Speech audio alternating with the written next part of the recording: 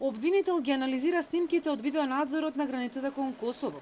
Дали веќе се надзира патеката по која косовецот Блерим Рамадани избегал од куќниот притвор или засега нема докази како е минал границата. Државниот обвинител Јупчо Коцевски за Телма вели дека засега не може да открива детали, но очекува предистрагата да заврши во краток рок.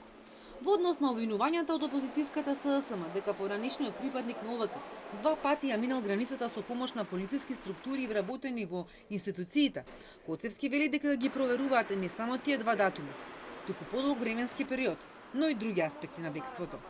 Во врска со постапката за екстрадиција, државниот обвинител смета дека Рамадани не можел да ја повлече согласноста за екстрадиција по скратена постапка, која ја дал првично во судот. Лицето што требаше да се екстрадира во постапка пред суд, во присуство на бранител и во присуство на толкувач, дал изјава дека сака да се води скратена постапка.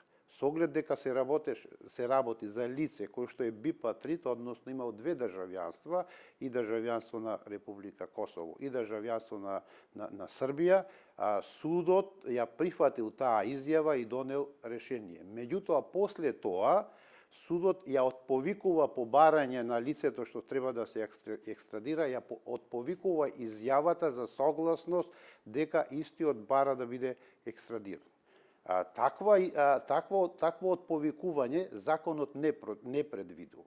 Може евентуално да се бара кога изјавата е дадена под закана, измама или заблуда, меѓутоа у конкретниот случај тој од страна на судот бил опоменат за последиците од давање на таква согласност, што значи дека во тој дел постапката е запазена. До сега ова е прв пат, она ја што го знам, да за екстрадиционен притвор се определи куќен притвор.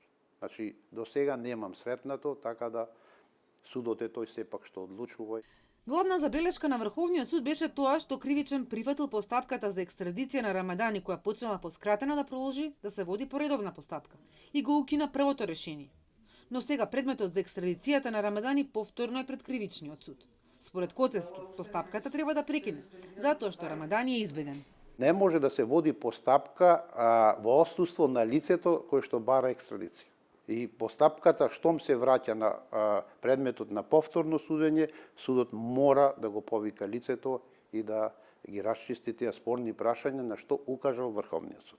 Телма минатата недела објави дека членот на судски Александар Камбовски поднел барање за поведување на постапка за неистручно и несовесно работење на судијата Пајазит Пајазити.